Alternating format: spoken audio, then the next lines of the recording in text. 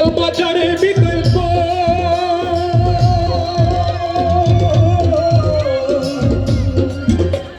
নকল মালের ভৈরা যারা তারাই বেচব গো আসল মাল বাজারে বিকল্প নকল মালের ভৈরা যারা তারাই বেচব গো বেচা কিনি চলছে হরদম বেচা কিনি চলছে হরদম নকল কারখানায় পিরিতির বাজার ভালো